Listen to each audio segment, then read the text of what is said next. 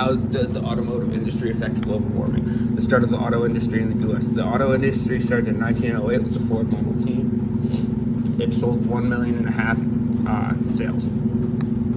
The Ford Model T only costed around $400, and the average salary back then, I mean not salary, but income for a family was $200 to $400, or on average around 22 cents an hour.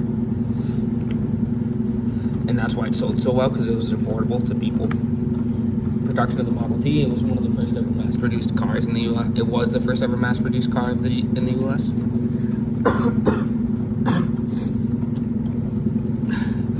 And it ran on, the line it ran on was coal.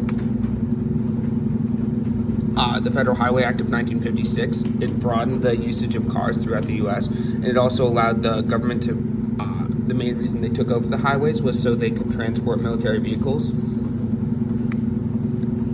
The assembly lines in the 60s would do terrible things to water near them, and they were also just a mass pollutant in the U.S., but there was almost zero regulations to them because global warming wasn't even an issue thought of back then. The bad water caused from it, because they would dump a lot of the unused and bad parts in the rivers, causing a lot of metal and unwanted alloys to get into the rivers and cause pollution and get people sick. Preventative measures today, the big one is emissions testing. Emissions testing tests how much your car puts out, how much CO2 it puts out, and there's regulations, and your car has to be up to standard, and then if it isn't, you aren't allowed to drive it unless it's over around, I think it's 60 years old, because then it's considered a vintage car, and there's certain regulations around that. And then Tesla batteries, this is a more modern example of it.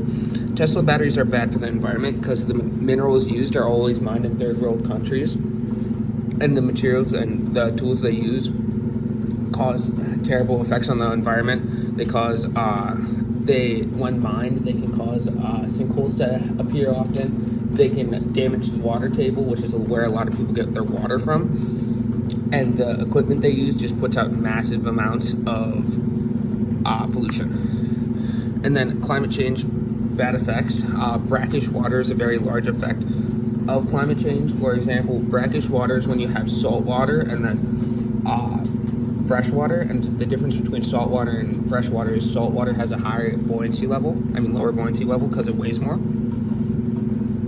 And that causes there to be uneven layers, and it can harm marine life. Land loss, because as the glaciers melt, more water is put into the world, and then we lose land. The end.